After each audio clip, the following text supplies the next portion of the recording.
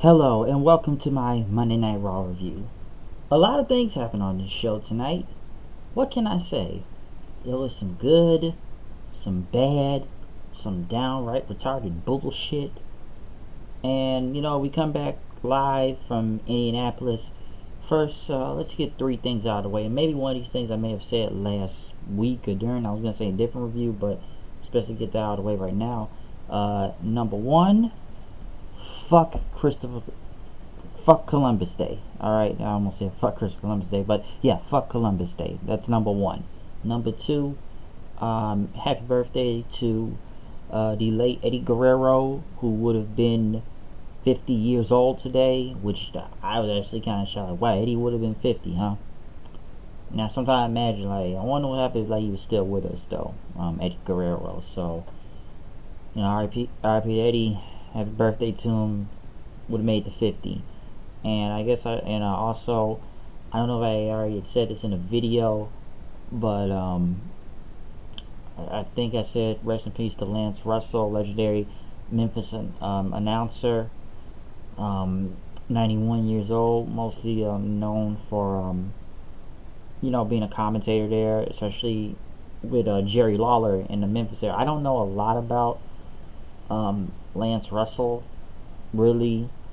But, I took some time, do some research. I heard Coordinates Tribute.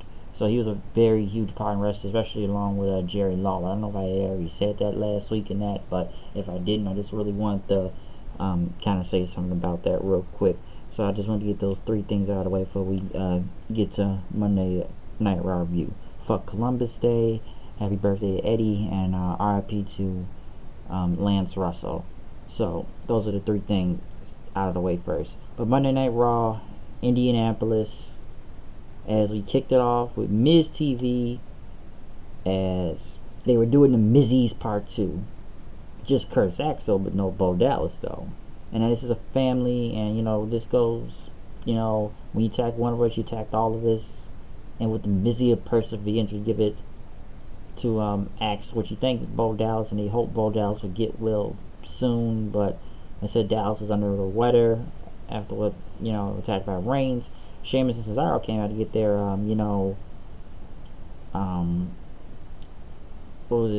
supporting actor role, as the bar was raised, and they took out Seth Dean and Roman last week, and Miz pretty much talked about the fans, you all want a Shield reunion, but you're not giving it to them. And they talked about the Mizzy for the big dog, and it's not Roman Reigns, as they chanted, you deserve it, to Miz for getting it. And, he dedicated this award to his future child that needs a role model, he says. As Roman Reigns came out, they talked about pretty much Roman Reigns and the rumors of the Shield, but Reigns told him to shut up. And he says he said, I'm giving you one chance to get out of, his ring. And Miz talked about him. It's all rumors. There is no Shield reunion. Next thing you know, it's none but hype. But rumors are rumors. Who said anything about rumors? Next thing you know, Dean Ambrose music's hit. Then Burn It Down, Seth Rollins music hit. The Shield pretty much put their, they came together. They did the, classic pretty much surrounding the ring. And they started jumping everybody. Pretty much Axel, Sheamus, and Cesaro. Miz get out of there, but Ambrose did his his clothesline on Cesaro. Seth did his Rainmaker V-trigger on Sheamus after Roman hit Superman punches, and then they saw Miz as they surrounded him. Then Miz tried to run away, but he ran into Dirty Deeds, and then they picked him up. Classic Shield power bomb, and they did the fist thing at the end, pretty much showing that the Shield is still here, and the Shield is back in business. So the Shield has returned. They were back, and the crowd loved it. It wasn't as big as a pop as I thought it would be. It was still big. I mean, it was a really great reaction, but I thought it would be a bigger pop when they had Seth and Dean pretty much put their fists together. When they teamed up, the crowd went nuts for that then. But it was pretty much like the same thing with the Seth and Dean story, how they kind of reformed, but we're getting close to this pay-per-view, so we gotta get them back together sooner or later. And it is at the beginning of the show, okay? They really did this at the beginning, and that way to the end, as pretty much Miz got destroyed, and people wonder if he's still going to be tagging, because pretty much now they've made officially announced the Shield will go against the Bar and Miz in a tables, ladders, and chairs match, which will be the main event. Also, as Kurt Angle told Miz that he was getting checked in the ER.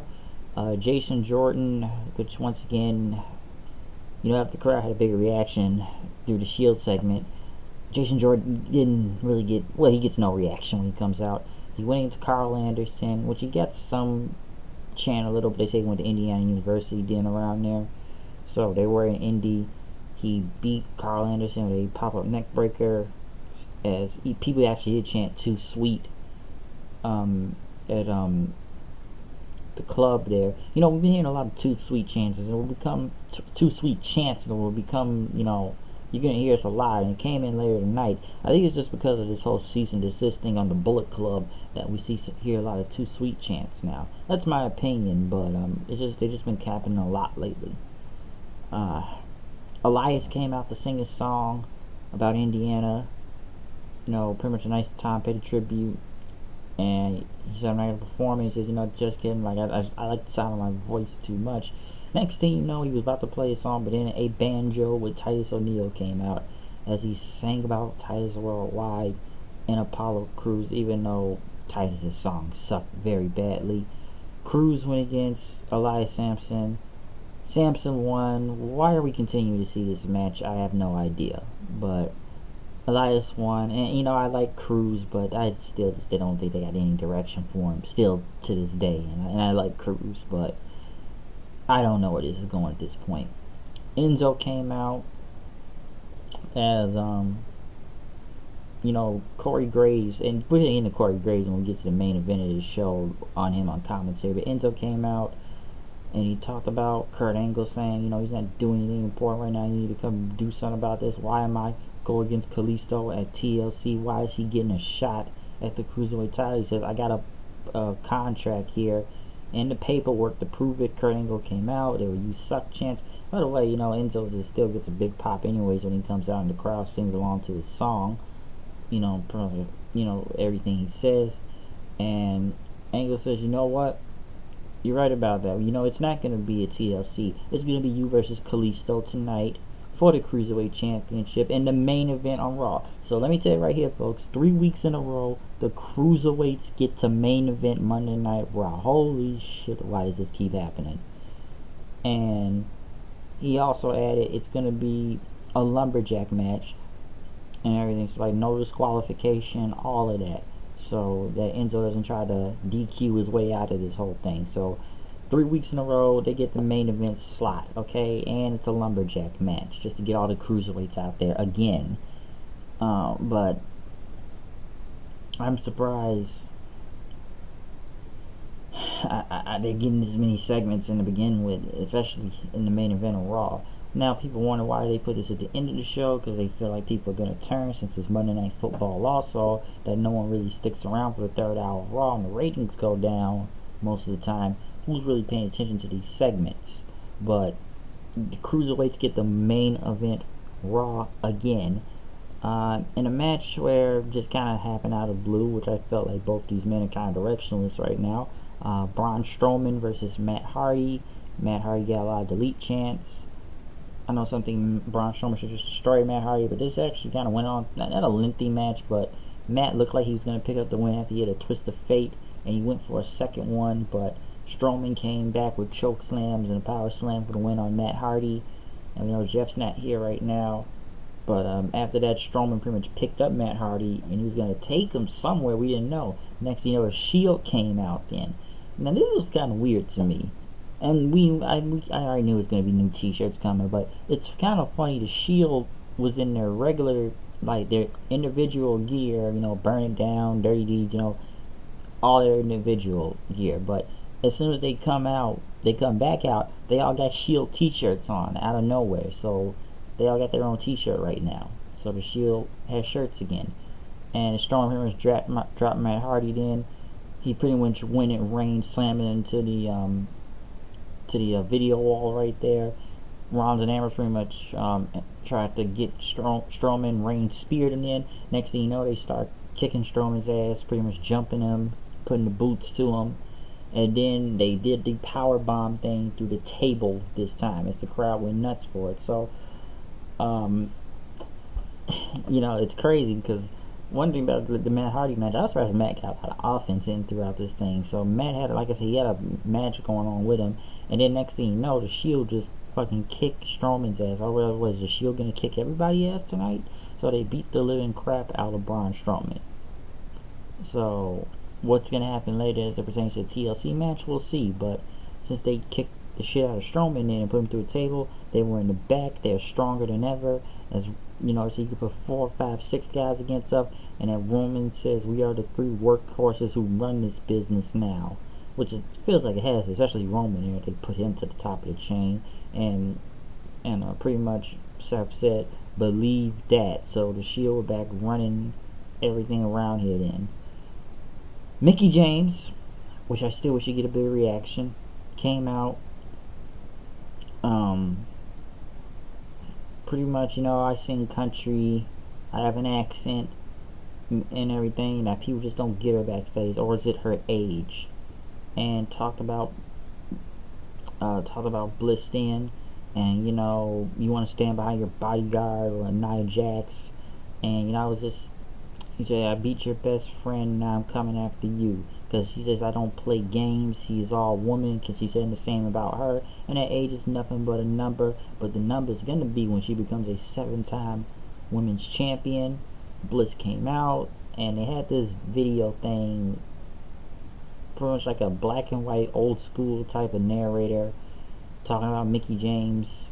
Even though most of this footage of her is not even that old. Probably maybe go back all the way to 2006, really, or 7, and pretty much calling Mickie James a senior citizen, like old-timey video and stuff. And Bliss says, it's your past your bedtime, grandma.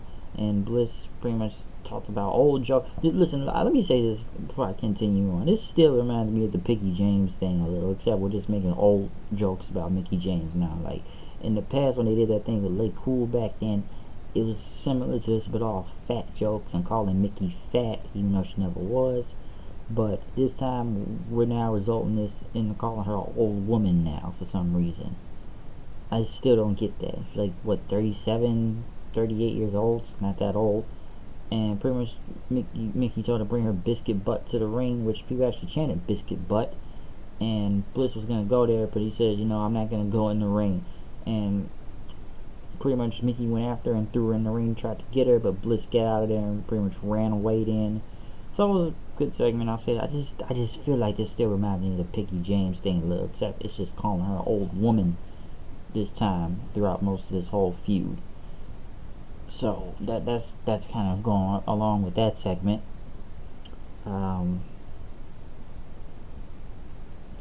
Kurt Angle then was in the back as they played an Asuka video. Bayley and Sasha were there, wondering who wanted to face her. And so Alicia Fox came and says, I've been here for over a decade now. I have a t-shirt, which I'm surprised she's been over here for 10 years now. And I want to shot Dana Brooke, who, says, feel like she doesn't exist, so she wants a shot. I didn't even know Dana Brooke was still there. Given the circumstances with Dana Brooke, what's happened to her recently, I understand why she's not been on TV, so I understand why, given the circumstances that happened to her. And Emma says, Twitter will blow up when I face her. So Kurt Angle made once again, I swear we're seeing too many of these fatal 5-way matches too much. And whoever wins gets to face Asuka at TLC. So pretty much, if you win this match, you will job to Asuka at TLC. So whoever wins the match, you're still gonna lose. Okay? Brian Kendrick and Jack Gallagher went against Cedric Alexander and Mustafa Ali. I swear I could hear a pin drop through this whole match. Nobody cared. Kendrick won, and I don't know, Cole went to and say, he picks up a big victory on Monday Night Raw. Dude, this match made no sense. I didn't even know what's going on. I just know Gallagher wrestled in a suit and had black glove, like his hands black tape on and stuff. So I don't know. I don't know with this one. This one was just kind of, I don't know. People just didn't. I swear I heard a pin drop throughout this whole match that nobody didn't care. Okay, so we get a lot of these cruiserweight matches tonight. Kurt Angle was on the phone in the back, and Miz talked about the whole tag match, and so the Shield said they can face 4 or 5 people. So now it's going to be a 4-on-3 match at TLC. As Miz introduced his partner, Strowman kicked in the door. So now it is Strowman, Miz, and the Bar versus the Shield at TLC in a tables, ladders, and chairs match. Next was... God, this segment. Finn Balor, he came out, lots of Too Sweet chants. This was Balor Club, and he talked about Sister Abigail that Bray Wyatt was going to do, and that he's not going to play in the Wyatt's games, and tired of, him being desperate for attention. He says, I'm not afraid of you and everything, because he says, you bring Sister Abigail and tell her to come on then. He pretty much said, bring it on. I'm tired of your garbage. I'm seeing through all your tricks and schemes. So, bring it on. Next thing you know, Wyatt shows up talking, sitting down, rocking in the chair, saying, I'm not afraid of you, or Sister Abigail isn't. And, and said that she was young and beautiful once, now she's a monster. And pretty much, this is Sister Abigail, folks. Bray Wyatt just pretty much kind of went into his little zombie mode, and he pretty much had like an auto-tune change voice. So let's just be clear, Sister Abigail is pretty much Bray Wyatt, okay? It really is. It's pretty much with him, and I want to say it almost like drag, pretty much him wearing a dress, but he had like a head wrap on, like a net, and like some type of face paint.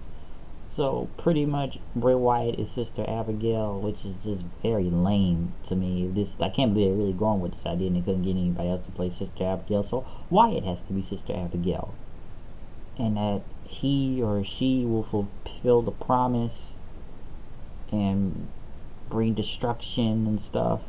Her touch could have saved Balor, but now it's gonna burn to the ground. And Abigail laughed, and then it went back to Bray Wyatt laugh, and like, dude, this is so fucking stupid. This is like a script from a B-rated horror movie, okay? Or someone needs to come up with something better, because, come on, Wyatt is Sister Abigail now. This is just, dude, this whole feud is dumb. I wish this feud should have ended since SummerSlam, but we're still continuing this. He beat him in demon form. He beat him in his regular form. But now, why are we still going this? How many times does Finn Balor have to keep beating Bray Wyatt? Like, for real, okay? So I don't know, like, literally, I don't know where that's gonna keep going with this, but we'll get into that later on in a minute. Sasha versus Bayley versus Emma versus Alicia Fox versus Dana Brooke in a fatal 5-way. Dana Brooke still botches, especially when I saw after she tried to get it, Bayley doing that kind of like cartwheel or moonsault, and then even trying to suplex it looked very botchy. Alicia Fox being pinned by Bayley, being the second one out of there, which is like, well, then again, I don't know, but why, I'm not even sure. Bayley just, I don't know what to say about Bayley at this point. After she got hit with a scissors kick, and then it was a Sasha, Fox, and Emma. Sasha hit her with the bank statement, which even looked like she never tapped out. Like, she hit her hand, but I never saw her really tap out. So Fox was eliminated. Emma got the roll-up pin. Emma won, so Emma will be killed by Asuka at TLC. There you go, okay? So that's how it's gonna go.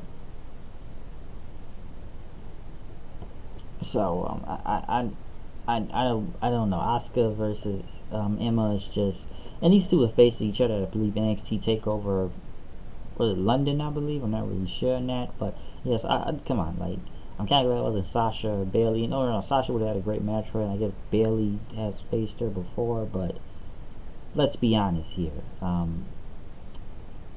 When you win this match, you lose, so it doesn't make sense. Like, yeah, Emma won, but we know she's gonna lose at TLC and get killed by Asuka, so what was the point of this, in a way?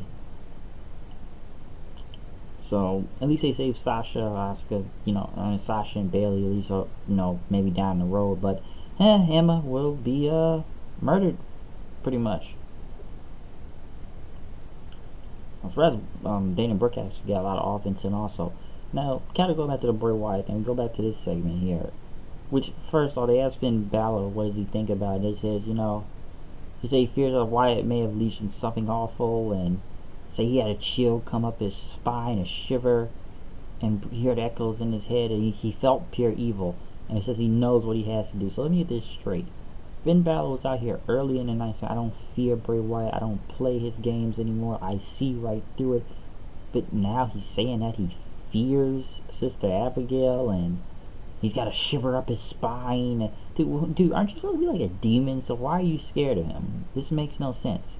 And, you know, some people said, oh, I know what I have to do. I know somebody said, well, we'll go back to New Japan once your deal expires and stuff. Because, listen, I don't know what Finn Balor's going on WWE right now. Listen, Finn Balor's somewhat been directions ever since he came back to WWE. Now, I don't know if he's ever facing Brock Lesnar now for the title whenever Brock Lesnar comes back, if that's the plan. But good God, this feud is horrible with Wyatt and Balor. Oh, I'm not scared. Now I am scared of Wyatt. This feud is fucking stupid. What's he gonna do? I know what I got. Are you gonna go reform the Balor Club or Bullet Club or whatever club this is? I don't know. So it's just so odd now he has to fear him after he just said he wasn't scared early in the night. This makes no fucking sense. Fuck it. This feud is horrible. It needs to end. I wish it end, but it's not. Just, dude, like, oh, I don't fear him. Now I do fear him.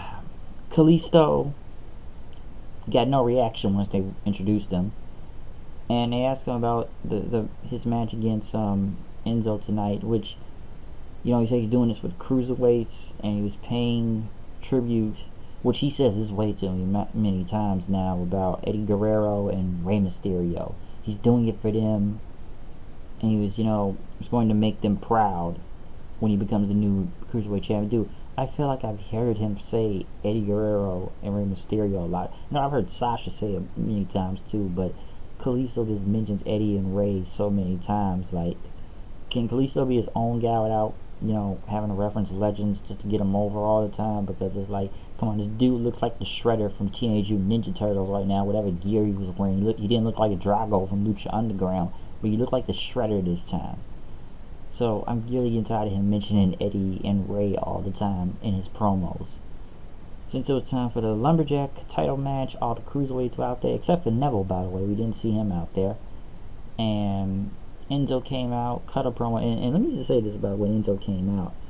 Like, fucking Corey Graves was talking over him big time. I didn't even hear Enzo's promo when he was talking about the Lumberjacks or whatever Paul Bunyan thing. Like, we already heard this in the night. Shut up, shut up. It's like Corey Graves was going in. Now I know a lot of people just hate Enzo in the back, and this has been rumored pretty much. And I heard him and Graves had some thing on Twitter going on and stuff talking about each other, but Graves just fucking hates this guy. Like, he went in on Enzo during commentary. Like, I didn't even hear Enzo's promo that well because Graves was talking over him. Like, even Cole and Booker had to, you know, calm him down because he was shitting on Enzo. Like, he was shit. So he was murdering his ass out there. But pretty much it was time for the match. They did an introduction of JoJo. Cole said it was Eddie's birthday, and Enzo versus Kalisto. What do I got to say about this? Wasn't a bad match per se, but the crowd was into it, especially when they did superplex off the top rope when all the cruiserweights started beating each other up after Enzo hit Mustafa Ali. There was even a lucha chant that even got the crowd into it. But when they did the superplex with the crazy spot, people chanted, "This is awesome," or "Holy shit," and they went nuts for it. And as Kalisto tried to hit the finisher, Enzo hit the eat the feet, but Mustafa Ali pulled him out, and Enzo looked at him and pretty much called him a son of a bitch and clotheslined him then. Because I said, "What are you doing?" He tried to get Kalisto on the ropes, but Kalisto dodged and hit the Salina del Sol and got the win. So Kalisto is now the Cruiserweight champion, which got the crowd to pop a little. And it's Cedric and Ali and Swan and Tozawa celebrated with him then. This was actually the best segment they've had all night with these two, because the last Cruiserweight match, you could hear a pin drop, nobody cared. This one the crowd was into. Did I expect a title change though with Enzo losing? No. And what are we gonna do tomorrow? I guess for 205 Live. And will it be a rematch at TLC for this? And I don't know if the ratings are gonna go up because of this match really, because I don't think people stay on for this. But like I said, I'm surprised the Cruiserweights have gotten 3 times in a row they main evented this show. So that surprises me enough. But the biggest highlight out of the show was just the Shield returning. So the Shield return, and they was kicking ass tonight, and it'll be a 3-on-4, which I'm surprised they just don't take Miz. I make it 3-on-3, but so it'll be 3-on-4 at TLC. I think I should also add to the Mickey promo. Whoever was that dude shouting in the crowd saying like, "We still care about you"? Maybe I was the only one guy that really liked Mickey James out there that night. But like I said, the highlights of this show, even though it was weird and just bad, well, I think that whole Sister Abigail Finn Balor thing is just getting worse now. The Shield, like I said, that was the best thing tonight. The Cruiserweights, I'm just not even sure what to think about them sometime. It did get a big pop at the end, but I'm really surprised they're going with Kalisto as the champion. I feel like it's a little bit too late to add him to the division to begin with. And nobody cared. Like, come on, this guy came out and got no reaction, really. Even that promo he did. Like I said, the whole Eddie and Ray thing, got no reaction and stuff. So I just don't know where this is going to go. Maybe something happens on 205 Live tomorrow. I don't know. We'll just have to wait and see what happens. So, yeah. The Fatal 5-Way match.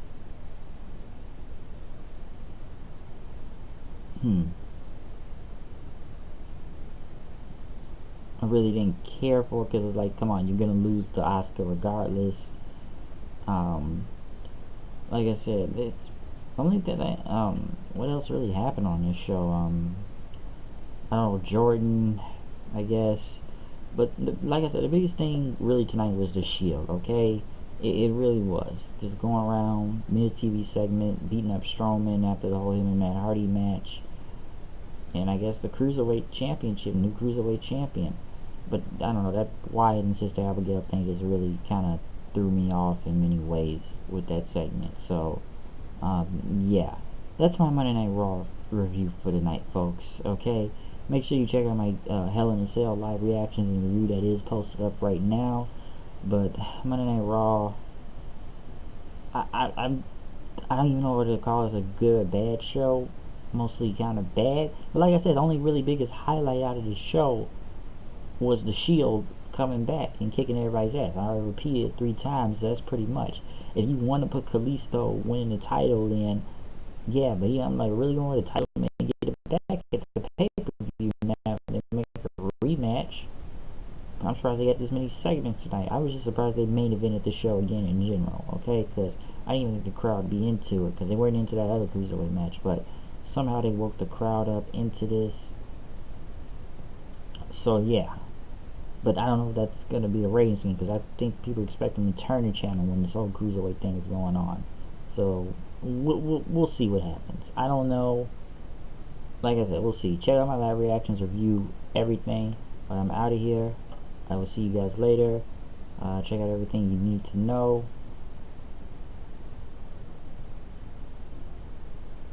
And peace. I am out.